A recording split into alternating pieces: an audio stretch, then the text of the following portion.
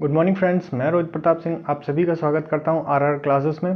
Friends, हम लोग समावेशी शिक्षा पढ़ रहे थे, उसी को आगे कंटिन्यू करेंगे। मैंने नोट्स चेक किए थे, तो उसमें एनईपी 2020 समावेशी शिक्षा के अंतर्गत दिया गया है। तो मैंने सोचा नहीं था कि इसमें दिया जाएगा, लेकिन क्या करें, मिला तो मैंने सोचा कि चलो वीडियो बना देते हैं इस पर। ठीक है, तो चलिए देखते हैं क्या है एनईपी 2020। ठीक है, तो इसरो के एक साइंटिस्ट थे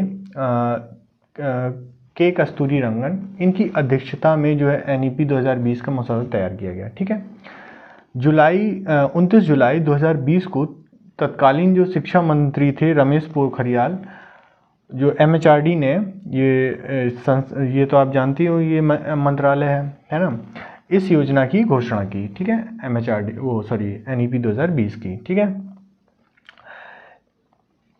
इसी के तहत जो है एनईपी 2020 के तहत एमएचआरडी को नाम चेंज करके एजुकेशन मिनिस्ट्री कर दिया है। ठीक है, आपको पता होगा मैंने बताया था कि सबसे पहले जो है एजुकेशन मिनिस्ट्री ही था, उसके बाद उसको एमएचआरडी में जोड़ दिया गया था, लेकिन अब फिर से एमएचआरडी से एजुकेशन मिनिस्ट्री अलग कर दी गई। ठीक है, ये तीसरी एनईपी है और पहली एनईपी जैसा मैंने बताया 1968 में आई और दूसरी जो है 1986 में आई। ठीक है, एनईपी 2020 जो है वो 5 स्तंभों पर आधारित है: SSS, equality, quality, affordability, accountability. मतलब सभी तक पहुंच, मतलब जो शिक्षा होगी वो सभी तक पहुंचे। समान भागीदारी, ये ज़्यादातर वो बात होती है कि समाज के सभी लोग, जैसे अध्यापक हो गए, टीचर्स, पेरेंट्स और समुदाय के जो भी लोग हैं, सभी मिलके इस शिक्षा की पॉलिसी को आगे बढ़ाएं। ठीक है, गुणवत्ता में सुधार और मतलब गुणवत्तापूर्ण शिक्षण दिया जाए, किफ़ायती हो, मतलब हर किसी के पहुंच में हो। ठीक है, मतलब ज़्यादा महंगी वगैरह ना हो, जवाबदेही हो, मतलब क्या बोलें तो कोई अपनी रेस्पॉन्सिबिलिटी से मुकर नहीं सकता, वो जवाब देगा। ठीक है, एनईपी 2020 की विशेषता के बारे में सुन लीजिए कि ये जो इसकी जो संरचना, देखो पहले जो संरचना थी मैंने आपको बताया था, जो पहली एनईपी थी और 1986 की बात करें दूसरी एनईपी की, तो ये वाली संरचना चल रही थी 10+2+3 की। लेकिन एनईपी 2020 में 4 चरण आए और 5334 का जो है कॉन्सेप्ट दिया। तो ये मैं पहले ही बता चुका हूँ, फिर से बता देता हूँ कि 5 के लिए पूर्व प्राथमिक, आंगनवाड़ी +1-2। ठीक, 3 मतलब प्राथमिक में आ जाएगा 3, 4, 5, और फिर उच्च प्राथमिक में आ जाएगा 6, 7, 8 और माध्यमिक में आ जाएगा 10, 11, 12। ठीक है, नाइन्थ 11, 12th क्लास। ठीक है, ये बेसिकली 3 to 18 ईयर से चलता है, मतलब 3 वर्ष से बच्चा पढ़ना शुरू करेगा और 18 वर्ष तक पढ़ेगा। ठीक है, वैसे ही डिवाइड कर लीजिए, 5 में आएगा 3 और 8, और फिर 8 से 11 और 11 से 14 और 14 से 18, ऐसे होगा 5, 3, 3, 4। ठीक है, चलिए इसके कुछ और पॉइंट हैं, जैसे 5वीं कक्षा तक बच्चे को मातृभाषा या क्षेत्रीय भाषा में शिक्षा दी जाए।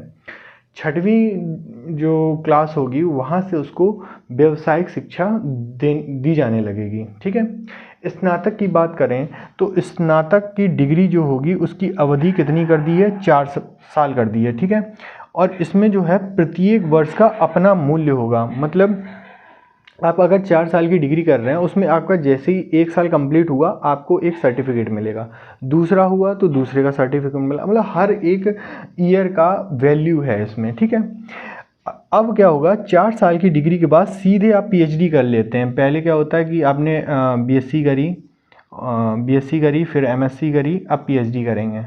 अब क्या होगा कि डिग्री के बाद सीधे 4 के बाद जो है आप पीएचडी कर सकते हैं। ठीक है, अब क्या है, कस्तूरबा गांधी बालिका विद्यालय, इसको मतलब बढ़ावा दिया गया। चालू तो पहले ही हो गया था, आपको पता है ना, इसको अब बढ़ावा दिया है कि और ज़्यादा इसको प्रमोट किया जाए और बालिकाओं की शिक्षा के लिए ये काम करेगा। ठीक है, विद्यालय योजना की कक्षा 10 से, जो भी विद्यालय में योजनाएं चलाई जाती थी पहले, वो कक्षा 10 तक चलाई जाती थी, जो भी विद्यालय योजना होती थी, अब उसको बढ़ा के क्लास 10th तक कर दिया, 12 तक कर दिया गया। ठीक है, कक्षा 1 से 3 तक के बच्चों के लिए बुनियादी शिक्षा पर जोर दिया गया। कौन कौन से? जैसे जोड़, घटाना, गुणा, भाग, पढ़ना लिखना, यानी कि बेसिक एजुकेशन पे जोर दिया जाएगा क्लास 1 से लेके 3 तक।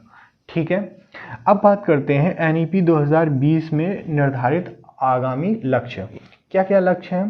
देखो, सबसे पहली चीज़, जो हमारा कुल जीडीपी होगा उसका 6% शिक्षा में निवेश किया जाएगा। ठीक है, उसके बाद 3 से 18 वर्ष के सभी बच्चों को गुणवत्तापूर्ण शिक्षा दी जाएगी, और ये लक्ष्य है 2030 तक का, कि 2030 तक की जो मतलब अभी टाइम पीरियड में जो चल रहे हैं 3 से 18 बच्चे, वो इसी के अंतर्गत आएंगे और इनको गुणवत्तापूर्ण शिक्षा दी जाएगी।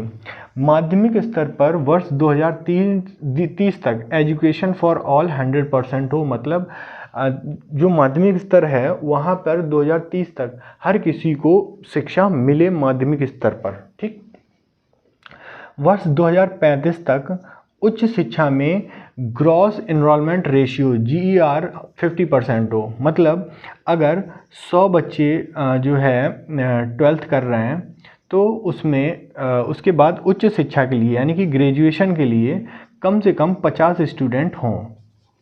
ठीक है, 50 स्टूडेंट क्या करें?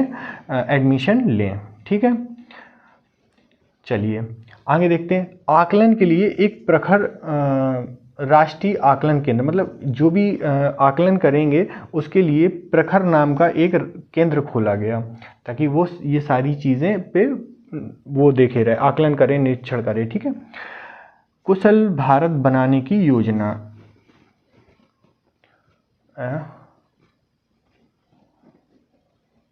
अच्छा, इसमें स्कूली शिक्षा नहीं दी गई है, ये देख लीजिए। स्कूली शिक्षा का जो GER है, लिखना भूल गए होंगे शायद। स्कूली शिक्षा का जो ER है वो 100% है, मतलब बच्चा 100% जो है पढ़ाई करे। जैसे पूर्व प्राथमिक है, जैसे पूर्व प्राथमिक में जो बच्चे हैं 100, तो वो 100 के 100 प्राइमरी में जाएं, और 100 के 100 जो है वो अपर प्राइमरी में जाएं, और 100 के 100 जो है माध्यमिक में जाएं। समझ रहे हो आप? ये स्कूली शिक्षा है, ये पूर्व प्राइमरी है ना, पूर्व प्राइमरी, प्राइमरी, अपर प्राइमरी और मिडिल। ठीक, लेकिन मिडिल के बाद जब एजुकेशन वो उच्च शिक्षा में जाएगा तब मान के चलते हैं कि हाँ भाई 50% का रेशियो हो जाएगा। ठीक है, ये आपकी थी NEP 2020 जो कि छूट रही थी, तो मैंने सोचा कि इसको कवर कर दें। उस टाइम पीरियड में मेरे को दिखा नहीं, अभी जब मैं देख रहा था नोट्स की कुछ छूट ना जाए, तब वो NEP 2020 मेरी नज़र में पड़ी। ठीक है, चलिए अभी 1-2 बार और मैं नोट्स चेक कर लूँगा, तो और अगर कुछ छूटेगा तो कवर करवा देंगे। बहरहाल कुछ छूट तो रहा नहीं है, तो टेंशन ना लीजिए। अगर होगा तो अभी बहुत टाइम है हमारे पास। ठीक है, अभी पेपर भी स्टार्ट नहीं हुए, तो कोई बात नहीं। चलिए फिर मिलते हैं, थैंक यू, और चैनल लाइक, शेयर और सब्सक्राइब कर देना। ठीक है, चलिए, थैंक यू।